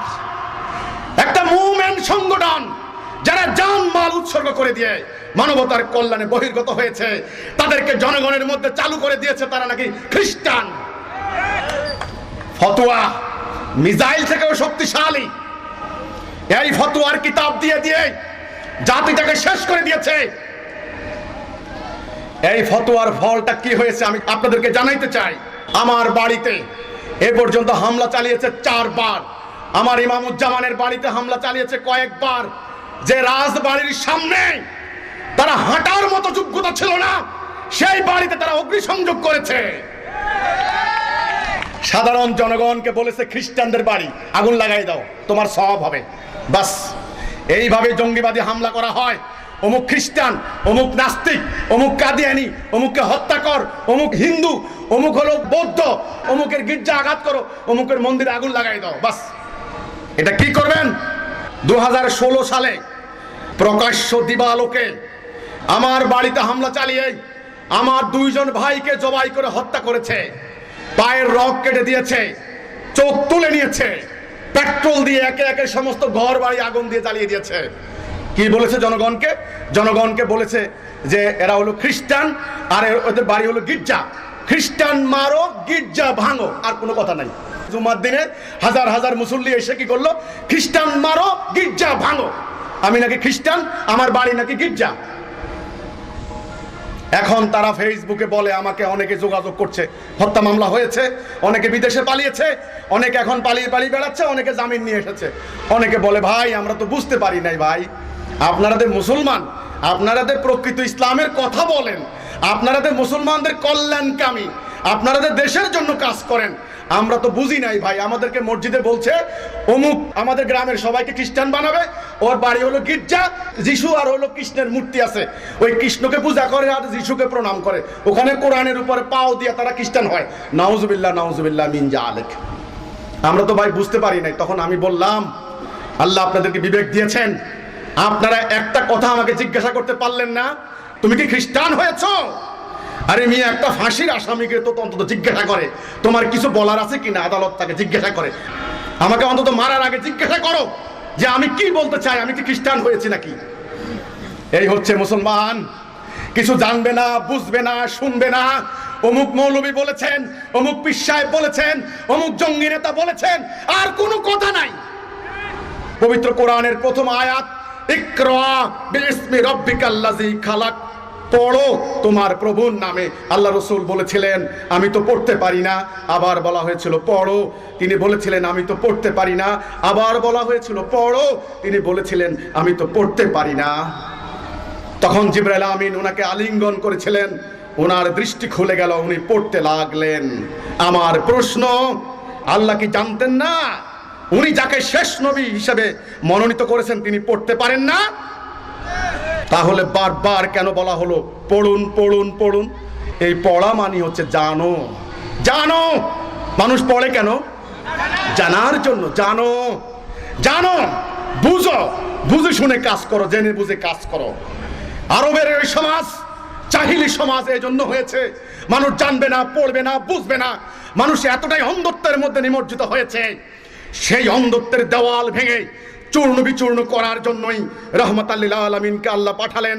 প্রথম কথাই বললেন জানো, পড়ো, শোনো, দেখো। আর আমাদের ইসলামের মধ্যে চালু করে দিয়েছে জানবো না, পড়বো না, শুনবো না, দেখবো না, পড়লে তোমার ঈমান চলে যাবে। আল্লাহ বলেন পড়ো, আর ওনারা বলে পড়ো না, ঈমান চলে যাবে। আল্লাহ বলেন দেখো, বলো দেখো না, তোমার দৃষ্টি খারাপ হয়ে যাবে। দেখো, পড়ো, শোনো, এর মধ্যে যেটা উত্তম সেটা গ্রহণ করো। নাকি আপনি যদি বাছাই না করেন তাহলে আপনার বিবেকের স্বাধীনতার কি রইল? আর আমার ইসলাম এত কুপমণ্ডুক ছিল না, এত অন্ধ ছিল না, এত কনফাইন্ড ছিল না, এত ধর্মান্ধ ছিল না, এত খণ্ড বিখণ্ড ছিল না। আমার মুসলমান এই সাম্প্রদায়িক ছিলেন না। আমার মুসলমান বিজ্ঞান বিরোধী ছিল না। আমার মুসলমান ছিল মানবতাবাদী, মানুষের মুক্তির জন্য উন্মুক্ত, মানবতার কল্যাণে। আমরা মুসলমানরা সেই ইসলাম হারিয়েছি। আমরা আজ সেই মুসলমান নাই, আমাদের হাতে সেই ইসলাম নাই, আমরা সেই সিরাতুল মুস্তাকিমে নাই, আমরা সেই তাওহীদে নাই, আমরা আল্লাহর দেওয়া সংজ্ঞা মোতাবেক আর মুমিন নাই। রাব্বানা আতিনা ফিদ দুনিয়া হাসানাতাও ওয়া ফিল আখিরাতি হাসানাতাও ওয়া কিনা আযাবান নার। হে আল্লাহ, তুমি আমাদের দুনিয়ার জীবনকে সুন্দর করো, আখিরাতের জীবনকে সুন্দর করো, আমাদের জাহান্নামের আগুন থেকে রক্ষা করো আল্লাহ। তাহলে বলুন, আগে দুনিয়ার জীবন নাকি আখিরাতের জীবন? বুড়া হইলে খালি আখিরাতের চিন্তা করেন, আর জোয়ান্তিকালে মদ খান চুর হয়ে সন্ত্রাস, জঙ্গিবাদ, অপরাজনীতি, ধান্দাবাজি সব করবেন জোয়ান্তিকালে, আর বুড়া হইলে আল্লাহ। কিন্তু নো, এই দুনিয়া আখিরাত আপনারা বুঝলেন না। দুনিয়া আগে, দুনিয়াকে সুন্দর করেন। হাসান মানে কি? সুন্দর। সুন্দর কি? সুন্দর মানে অন্যায় নেই, অবিচার নেই, জুলুম নেই, রক্তপাত নেই, খুন নেই, রাহাজানি নেই। সেখানে নারীরা হবে সম্মানিতা, পুরুষরা হবে সম্মানিত, জ্ঞানকে সবাই সম্মান করবে, ভালো মানুষকে সম্মান করবে, ইজ্জত করবে। সেখানে অবিচার নেই, মাটি দূষিত হবে না, বাতাস দূষিত হবে না, কোনো কিচ্ছু দূষিত হবে না, মানুষগুলি হবে পরিশুদ্ধ, প্রকৃতি হবে পরিশুদ্ধ। এটার নাম হলো দুনিয়া সুন্দর। আজ মুসলমানরা দুনিয়াকে, দুনিয়ার অর্থনীতি, দুনিয়ার রাজনীতি, দুনিয়ার সামরিক নীতি, দুনিয়ার সংস্কৃতি, দুনিয়ার মানুষের অধিকার, দুনিয়ার মানুষের সমস্ত চাওয়া পাওয়াকে দাজ্জালের হাতে বন্দি রেখে তারা তসবির দানা টিপে টিপে জান্নাতে যাওয়ার চেষ্টা করছে। তোমাদের জন্য জান্নাত নাই, মনে রাখো। আগে দুনিয়া সুন্দর করো, মানুষ যেন দরজা খুলে ঘুমাতে পারে। একা একটা মেয়ে মানুষ স্বর্ণ অলংকার পরিহিত অবস্থায় আমার বাংলার মাটিতে টেকনাফ থেকে তেতুলিয়া পর্যন্ত যাবে, কোনো ভয় থাকবে না। যদি পারো এই পরিবেশ সৃষ্টি করো। একটা মানুষ মঞ্চে এসে বক্তব্য দিতে পারে না, তার পিছনে চাপাটি মারো। এই তোমাদের দুনিয়া। কাজেই তোমাদের দুনিয়া শেষ হয়ে গিয়েছে। একটা খাবার খেতে পারে না বিষ, একটা নিঃশ্বাস নিতে পারে না বিষ। কেউ আইন মানছে না, কেউ শৃঙ্খলা মানতে চাচ্ছে না। শুধু জোর করে করে কতদিন শৃঙ্খলা মানা যায়? কত? আমাকে বলেন, মাদক ব্যবসার বিরুদ্ধে কিছু কথা বলবেন। আমি বলছি, আমি মাফ চাই, আমি মাদক ব্যবসার বিরুদ্ধে ওয়াজ করতে আসি নাই, কারণ আমি টাকা দিয়ে ওয়াজ করি না। আপনারা আন্তর্জাতিকভাবে মাদকের লাইসেন্স দিবেন, মাদক ব্যবসার কারবারি সবাই করবেন, জননেতা হবেন, আইন শৃঙ্খলা রক্ষার দায়িত্ব আপনারাও মাদকের সঙ্গে সম্পৃক্ত হয়েছেন, আমার কথা নয়।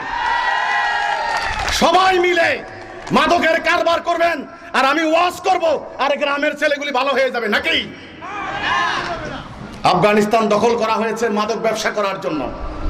আমি দেখলাম, মেহেরপুর গেলাম, সেখানে হাজার হাজার একর জমি, যেখানে মুসুরির ডাল, গম ইত্যাদি উৎপাদন হতো, আর সেখানে এখন তামাক আর তামাক।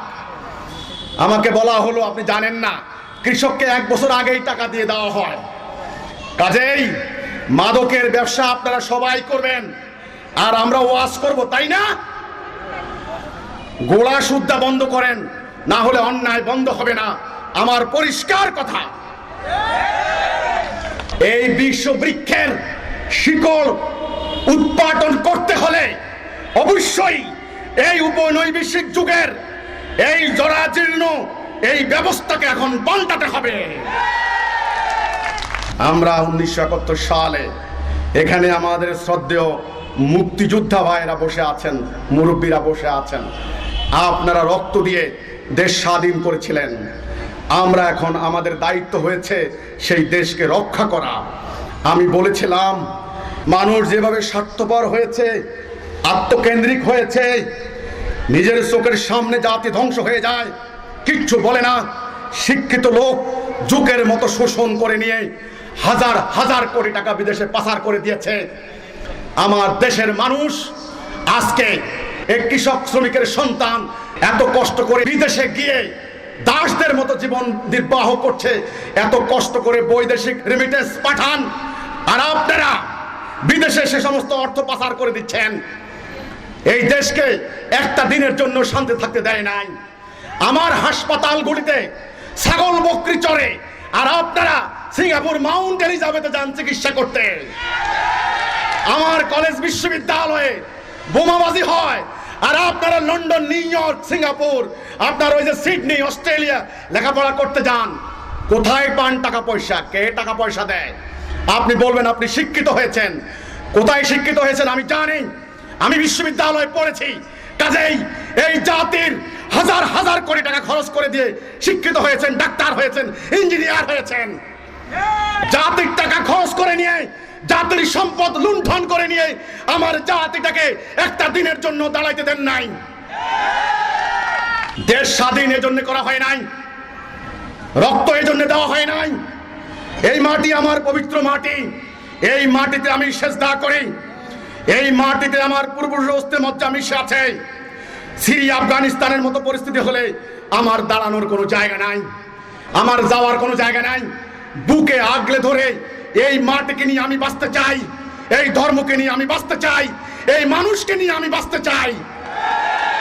এরা আমার প্রতিবেশী, আমার ভাই বোন বন্ধু। আমি বিপদে পড়লে ওনারাই এগিয়ে আসবেন, আমাকে বাঁচাবেন। মদিনাকে যেমন আল্লাহ রসুল এবং রসুলের সাহাবীরা রক্ত দিয়ে, পেটে পাথর বেঁধে, দিন রাত পাহারা দিয়ে মদিনাকে রক্ষা করেছেন, এই বাংলার মাটিকে আমরা রক্ষা করতে প্রতিজ্ঞাবদ্ধ হয়েছি। হে সাম্রাজ্যবাদী পরাশক্তি, তোমাদের থাকতে পারে জঙ্গি বিমান, তোমাদের থাকতে পারে অ্যাটম বোম, আমাদের রয়েছেন আল্লাহ রাব্বুল আলামিন। আমরা যদি মুমিন হতে পারি, ইনশাআল্লাহ এই বাংলার দামাল ছেলেরা এই সত্য দিয়ে একদিন সমস্ত দুনিয়াকে লিড দেবে। আন্তর্জাতিক এই সন্ত্রাসবাদ, এই জঙ্গিবাদ, এই সাম্প্রদায়িক দাঙ্গা, সাম্রাজ্যবাদী আগ্রাসনের হাত থেকে দেশকে রক্ষা করতে হলে, মানুষকে বাঁচাইতে হলে, মাটিকে রক্ষা করতে হলে অবশ্যই পুরো জাতিকে একটা কঠিন সিদ্ধান্ত এখন নিতে হবে। সেটা হলো এই, আর আমরা স্বার্থের রাজনীতি করব না। এই রাজনীতি আল্লাহ রসুল শিক্ষা দেন নাই, এই রাজনীতি শিক্ষা দিয়েছে ব্রিটিশ সাম্রাজ্যবাদীরা। তারা চলে যাওয়ার সময় ডিভাইড অ্যান্ড রুল নীতি তারা ফলো করেছে, আপনারা জানেন, যেন আমরা হিন্দু মুসলমান এক হইতে না পারি।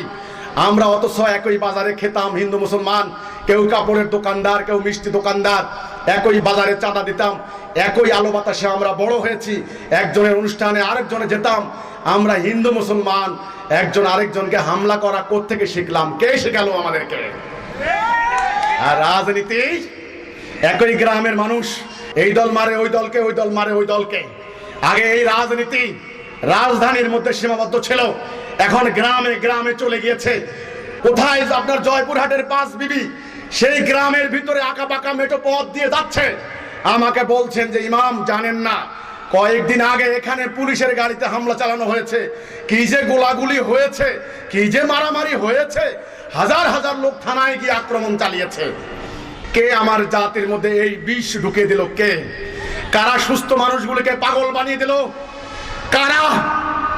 আর কতকাল এইভাবে স্বার্থের রাজনীতি করব?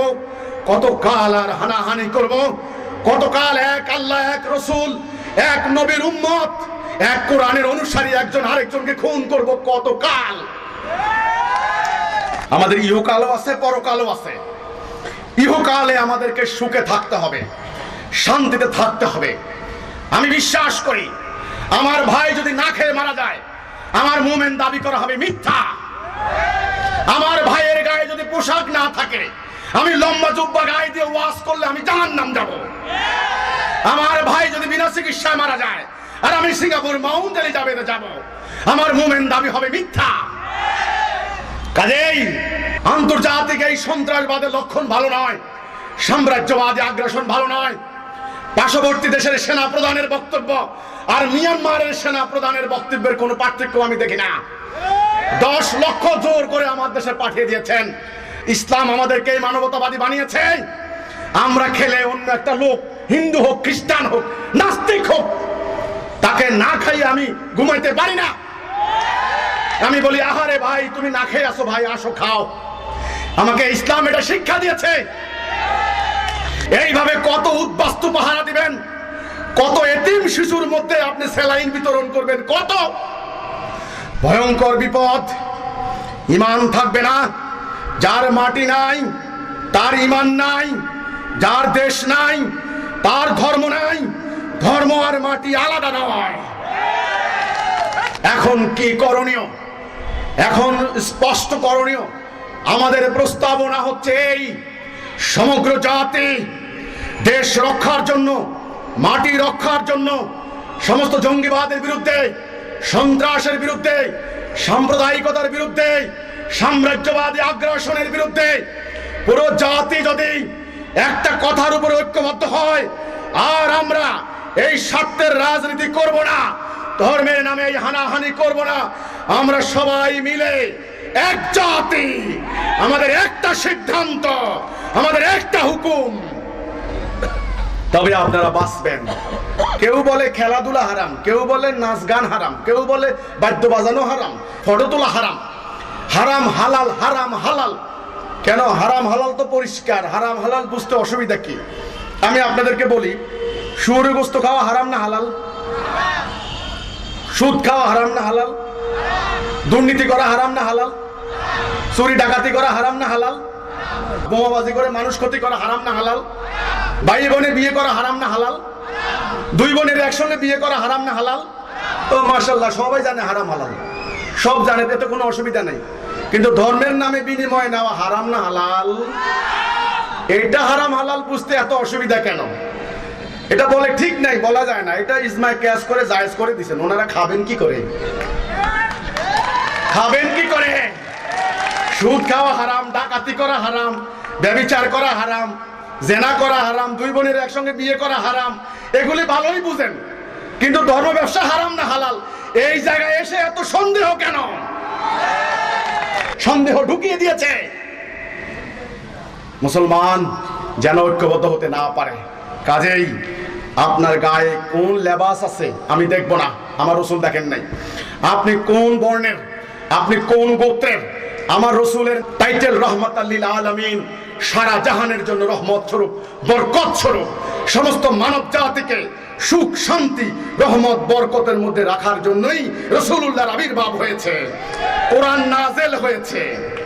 সেই হীরার টুকরা পকেটে নিয়ে সেই মুসলমান আজ ভিক্ষা করে বেড়াচ্ছে। যেই মুসলমান হওয়ার কথা ছিল নিজেরা সভ্য, অন্য কেউ করবে সভ্য। যেই মুসলমান নিজেরা ঐক্য, অন্য কেউ করবে ঐক্যবদ্ধ। যেই মুসলমান নিজেরা প্রশিক্ষিত সুশিক্ষিত, অন্য কেউ করবে সুশিক্ষিত। নিজেরা ডিসিপ্লিন, অন্য কেউ করবে ডিসিপ্লিন। কারণ তারা হচ্ছে কোরআনের উত্তরাধিকার।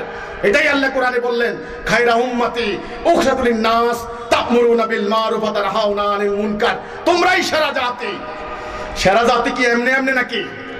ডাক্তারের ছেলে ডাক্তার হয় কি এমনি এমনি নাকি? ডাক্তার হতে হয়, চিকিৎসা করতে হয়, তবে ডাক্তারের ছেলে ডাক্তার। সেরা জাতি কেন? ওই যে আয়াতের পরেই আছে, সৎ কাজের আদেশ দিবে, অসৎ কাজ থেকে নিষেধ করবে, সমস্ত অন্যায়ের বিরুদ্ধে দাঁড়াবে, ন্যায়কে প্রতিষ্ঠা করবে। এটাই হচ্ছে সনাতন। এটাই কোরআনে বলেন দ্বীনুল কাইয়্যিমা, প্রতিষ্ঠিত দিন, সনাতন দিন। সমস্ত অন্যায়ের বিরুদ্ধে দাঁড়ানো, এটাই লা ইলাহা ইল্লাল্লাহ। আল্লাহর হুকুম ছাড়া কারো হুকুম। এই যে আল্লাহ কোনো অন্যায় হুকুম দিতে পারেন না, মানুষের ক্ষতি হয় এমন কোন হুকুম দিতে পারেন না। এই কলেমা শিখাই হযরত ওমর একথা বলেছিলেন, ফুরাত নদীর তীরে একটা কুত্তাও যদি না খেয়ে মারা যায়, আমি ওমরকে দায়ী করতে হবে, দায়বদ্ধ হতে হবে। একটা জীর্ণ শীর্ণ উটকে দেখে উটের পরিচালককে বললেন, তোমার শাস্তি হবে, ওকে খাওয়াচ্ছ না কেন? সেই আদর্শের অনুসারীরা, সেই কোরআনের অনুসারীরা, সেই কলেমার অনুসারীরা আজকে তাদের দ্বারা সার্টিফিকেট পায় মুসলমান জঙ্গি, মুসলমান অসভ্য। আমার রসুলকে গালি দেয়, কোরআনকে গালি দেয়, ইসলামকে গালি দেয়, আল্লাহকে গালি দেয়। আর তোমরা তথাকথিত ইমানের দোষ দেখিয়ে সহ্য করতে না পেরে চাপাটি মারো। তোমার কাছে চাপাটি ছাড়া কিচ্ছু নাই মিয়া। মাথা ঠান্ডা করো। গালি খাচ্ছ কেন? আগে উপলব্ধি করো, পর্যালোচনা করো। যদি পারো আগে ঐক্যবদ্ধ হও, তবে গালি আর খাবে না, তোমারও চাপাটি মারা লাগবে না। আমার কথা হচ্ছে এখানে আপনারা হিজবুত তৌহিদ সম্পর্কে আপনারা জানুন, বুঝুন। আমাদের সম্পর্কে কোন রকম সন্দেহের মধ্যে আপনারা পড়বেন না। আমরা সম্পূর্ণ অরাজনৈতিক আন্দোলন। আমাদের লক্ষ্য হচ্ছে মানবতার কল্যাণ। সমস্ত অন্যায়ের বিরুদ্ধে আমরা দাঁড়িয়েছি আল্লাহ রসুলের প্রকৃত ইসলামের শিক্ষাকে মানুষের সামনে তুলে ধরার জন্য। এটা আমাদের জীবনের লক্ষ্য। আমাদের ইমামুজ্জামান আমাদের আন্দোলনের 4টি মূলনীতি রেখে গিয়েছিলেন। 1 নাম্বার, তোমরা কোনো অবৈধ অস্ত্রের সংস্পর্শে যাবে না, কোনো বেআইনি কর্মকাণ্ড করবে না। সরকার আইন শৃঙ্খলা বাহিনীর অনুমোদন নিয়ে তাদেরকে জানিয়ে বুঝিয়ে জননেতা সবাইকে নিয়ে তোমরা কাজ করবে। 1 নাম্বার, এটা জাতির কাজ, এটা ব্যক্তির কাজ নয়। জাতি যদি নেয় তাহলে জাতি বাঁচবে, আর যদি জাতি প্রত্যাখ্যান করে তবে তুমি আল্লাহর কাছে সাফ থাকবে। তুমি জোর করে কিছু করতে যাবে না, এটা আল্লাহর নীতি পরিপন্থী। 2 নাম্বার, তোমরা কোনোদিন এই স্বার্থের রাজনীতিতে সম্পৃক্ত হবে না। এই রাজনীতির লক্ষণ ভালো নয়, এটা জাতিকে বিনাশ করে ছাড়বে। যদি তারা এখনো এখান থেকে না ফিরে আসে তোমরা সম্পৃক্ত হবে না। 3 নাম্বার, তোমরা কখনো অবৈধ উপায়ে রোজগার করবে না। চেষ্টা করবে, যদিও এই অবৈধ উপায়ে রোজগারের বহু রাস্তা খোলা, তোমরা চেষ্টা করবে বৈধ উপায়ে রোজগার করতে। 4 নাম্বার, তোমরা মনে রাখবে এই সত্য প্রচারের কাজ করতে গিয়ে তোমরা আল্লাহর জন্য করবে, মানুষের কাছ থেকে কোনো প্রকার বিনিময় নেবে না, স্বার্থ নেবে না। এজন্য আমাদের আন্দোলনের মূলনীতি, আমরা হিজবুত তৌহিদের বাহিরে কারো কাছ থেকে কোনো টাকা নেই না। অনেকে প্রশ্ন করেন যে আপনারা এত টাকা পয়সা কোথায় পান, এত মাইক করেন, এত এই যে জনসভা করেন, আসেন, এত মোটরসাইকেল চালান, এগুলি কোথায় পান? এই প্রশ্নের উত্তর দিচ্ছি। এটা আমাদের আন্দোলনের নীতি। আমাদের আইন শৃঙ্খলা বাহিনীও প্রথম আমাদেরকে এই প্রশ্ন করেছেন, এখন অবশ্য করেন না। করার কারণ আছে, কারণ একটা কথা আছে, বিদেশি জঙ্গি অর্থায়ন। জঙ্গি অর্থায়ন, টাকা দিয়ে এই দেশে বহু জঙ্গিবাদ ঘটানো হয়েছে, এখনো করার চেষ্টা চলছে, এটা আপনারা জানেন। কাজেই এই প্রশ্ন করা স্বাভাবিক নাকি? আমি হিজবুত তাওহীদের পক্ষ থেকে এই প্রশ্নের উত্তর আমি কড়াই গন্ডে দেব। আমি প্রতিটা মুহূর্তে দেওয়ার জন্য প্রস্তুত। টাকা কোথায় আসে, টাকার উৎস কি? আপনারা যারা এই দেশে রাজনীতি করেন, সরকারি দল, বিরোধী দল, সবাই জাতির সামনে টাকার উৎস কি এটার হিসাব দেওয়ার জন্য তৈরি থাকেন। টাকা কোথা থেকে আসে, এই দেশের টাকা কোথায় যায়, হিসাব দিতে হবে। আমি দিচ্ছি। আমার প্রত্যেকটা ভাই বোনের প্রতিটা ফোঁটা রক্তের বিনিময়ে আমরা এই আন্দোলনের কাজ করছি। যদি বিশ্বাস না হয় তবে আমাদের সঙ্গে আসেন, আমাদের বাড়িতে থাকেন, আমন্ত্রণ জানালাম। যেই মানের বসবাস করি সেভাবে বসবাস করবেন, যেই মানের খানা খাই সেই মানের খানা খাবেন। যদি মিথ্যা কথা বলি তাহলে জিহ্বা কেটে দিবেন। লক্ষ লক্ষ মানুষের সামনে দাঁড়িয়ে আমি কথা বলেছি। আমার মতো এইরকম হিসাব আশা করি আপনারাও দেবেন। কোনো আইন ভঙ্গ করব না, কোনো অবৈধ অস্ত্রের সংস্পর্শে যাব না, এইরকম অঙ্গীকার আপনারাও দিবেন আশা করি। জাল হক অজাহাকাল বাতিল ইন্নাল বাতিলা কানা জাহুকা। সত্য যখন এসে গেছে মিথ্যাকে বিতাড়িত হতেই হবে নাকি? বলে কি নাউজুবিল্লাহ, হিজবুত তৌহিদের নারী পুরুষ একসঙ্গে মিটিং করে, একসঙ্গে সভা করে, পত্রিকা বেচে হিজবুত তৌহিদের মেয়েরা। ইসলামে কি এটা আছে? বেগানা পুরুষ মেয়েদেরকে দেখলে হারাম হবে না? নাউজুবিল্লাহ নাউজুবিল্লাহ। তোমরা এখান থেকে যাও। শুনুন, ইসলাম তো নিজেদের মন মতো সাজিয়েছেন, তাই না? আল্লাহ রসুল ইসলাম বেশি বুঝতেন নাকি আমরা বেশি বুঝতাম? ইসলাম কার থেকে শিখবো? আল্লাহ রসুল থেকে শিখবো না ওই কোন মোল্লা মৌলবী থেকে শিখবো? কার থেকে? আল্লাহ রসুল থেকে। আল্লাহ রসুল কি করেছেন? এই আরবের মেয়েদেরকে যে মেয়েদেরকে জীবন্ত কবর দিত, সেই মেয়েদেরকে তিনি সম্মানিত করলেন। উলঙ্গ হয়ে নাচতে বাধ্য করত, সেই নারীদেরকে আল্লাহ রসুল শালীনতার পোশাক পরিয়ে দিলেন। পোশাক পরিয়ে দিয়ে রসুলকে বলছিলেন, এই মেয়েরা ঘর থেকে বের হইও না, ঘরের ভিতরে থাকো, পরপুরুষ দেখলে নাজায়েজ হবে। রসুলকে বলেছিলেন। রসুল মেয়েদেরকে আরবের তাগড়া ঘোড়ার উপরে চড়িয়ে, কোমরে তলোয়ার ঝুলিয়ে, মাথায় শিরস্ত্রাণ দিয়ে তিনি জিহাদের ময়দানে নারীদেরকে বের করে দিলেন। নারীরা রাসূলুল্লাহর সঙ্গে যুদ্ধে গেল, নারীরা আহতদেরকে সেবা করেছেন, নিহতদেরকে দাফন করেছেন, নারীরা বাজার ব্যবস্থাপনা কন্ট্রোল করেছেন। তলোয়ার দিয়ে, ওই তলোয়ারের পিঠ দিয়ে ওই ব্যবসায়ীর, খেজুর ব্যবসায়ীর বলছে, এই সাবধান, খেজুরগুলো দেখাও, ভিজা খেজুর আর শুকনা খেজুর মিলাই দিলে নাকি? নারী হচ্ছে বাজার ব্যবস্থাপক। ইতিহাস খুলে দেখুন, ওই ইতিহাস আমাদেরকে পড়াবে না।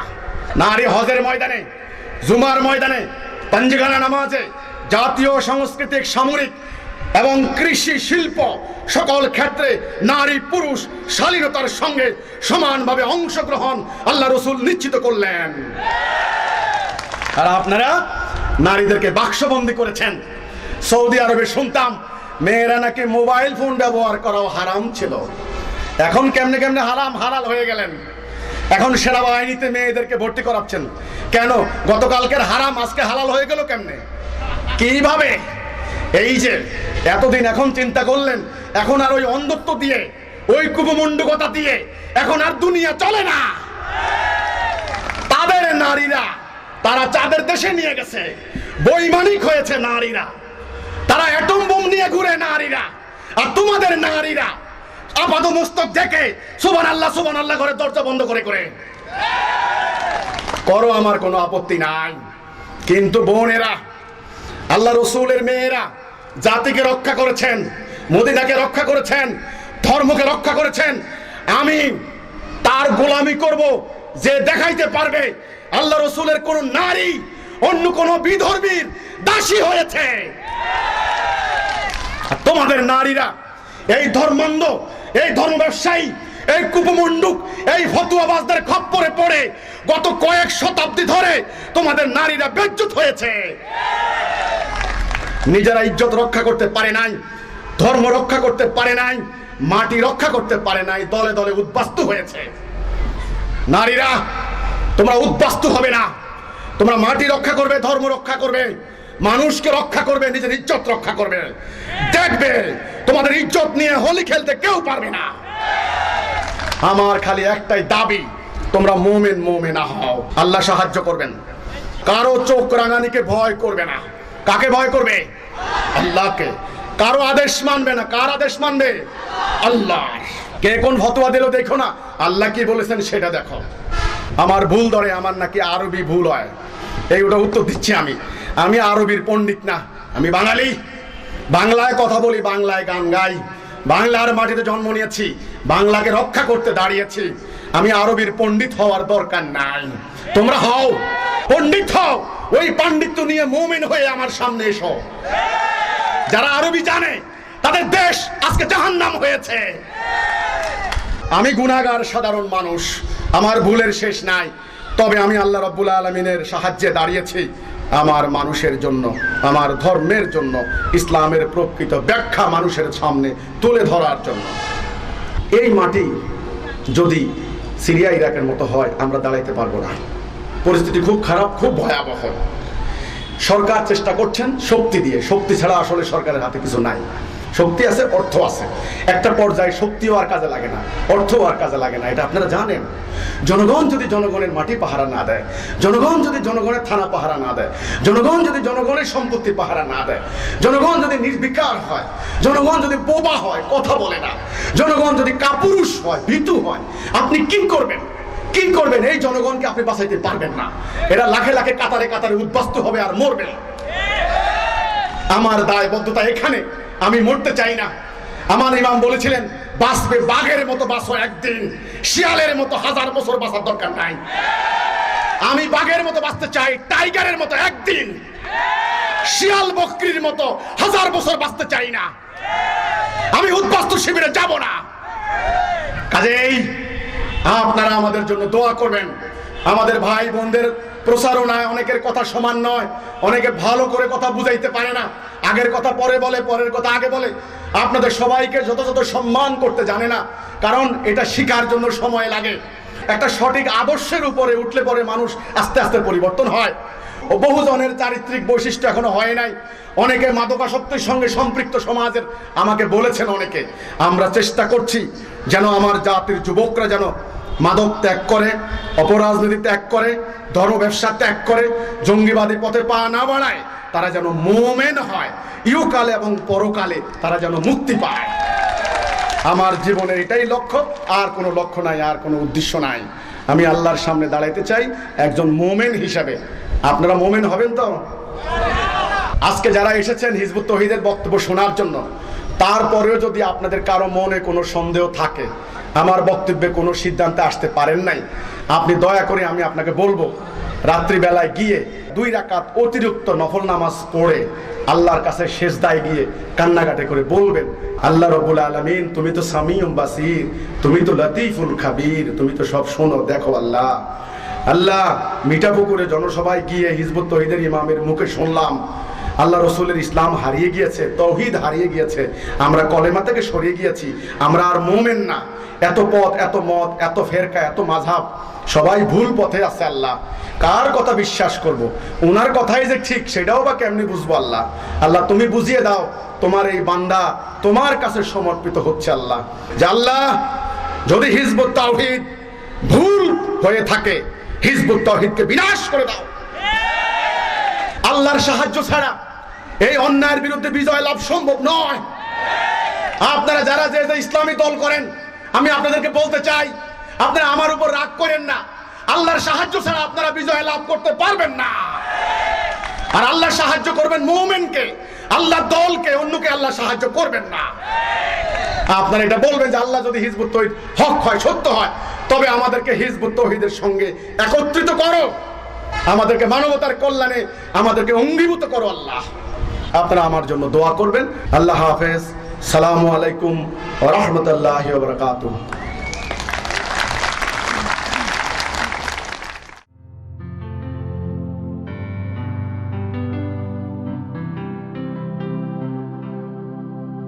জীবনের বন্ধুর পথে তোমাদের পেয়েছি সাথে, এর চেয়ে বড় কোনো পাওয়া নেই। তোমাদের ভালোবাসা পেলে যাই সব দুঃখ ভুলে, ভালোবাসা ছাড়া কোনো চাওয়া নেই। তোমাদের সাথে নিয়ে বাঁচতে চাই, তোমাদের নিয়ে পথ চলতে চাই, তোমাদের সাথে নিয়ে বাঁচতে চাই, তোমাদের নিয়ে পথ চলতে চাই। জীবনের বন্ধুর পথে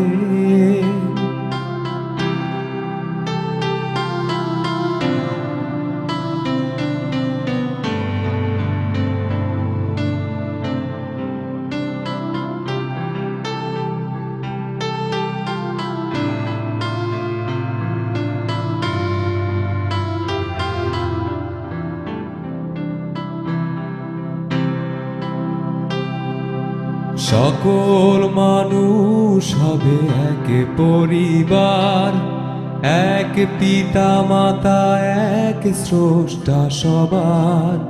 শত বিভাজন ভুলে ঐক্যের ডাকে, এক জাতি এক দেশ গর্ব সবাই। সকল মানুষ হবে এক পরিবার, এক পিতা মাতা, এক স্রষ্টা সবার। শত বিভাজন ভুলে ঐক্যের ডাকে, এক জাতি এক দেশ গর্ব সবাই। ঐক্যের চেয়ে বড় শক্তি যে নাই, তোমাদের ভাই হয়ে বাঁচতে চাই, হাতে হাত রেখে পথ চলতে চাই, জীবনের বন্ধুর পথে।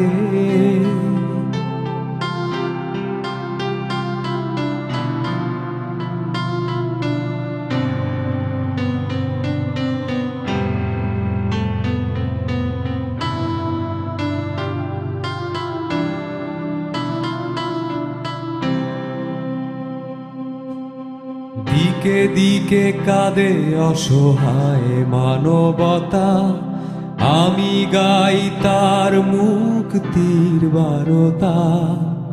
সকল সত্য মেলে একে মোহনায়, সবার আত্মা এক স্রষ্টাকে চায়। দিকে দিকে কাঁদে অসহায় মানবতা, আমি গাই তার মুক্তির বারতা। সকল সত্য মেলে একে মোহনায়, সবার আত্মা এক স্রষ্টাকে চায়। মানুষের চেয়ে বড় সত্যি যে নাই, মানুষকে সাথে নিয়ে বাঁচতে চাই, মানুষের সাথে পথ চলতে চাই, জীবনের বন্ধুর পথে। তোমাদের পেয়েছি সাথে, এর চেয়ে বড় কোনো পাওয়া নেই। তোমাদের ভালোবাসা পেলে যাই সব দুঃখ ভুলে, ভালোবাসা ছাড়া কোনো চাওয়া নেই। তোমাদের সাথে নিয়ে বাঁচতে চাই, তোমাদের নিয়ে পথ চলতে চাই, তোমাদের সাথে নিয়ে বাঁচতে চাই, তোমাদের নিয়ে পথ চলতে চাই, জীবনের বন্ধুর পথে।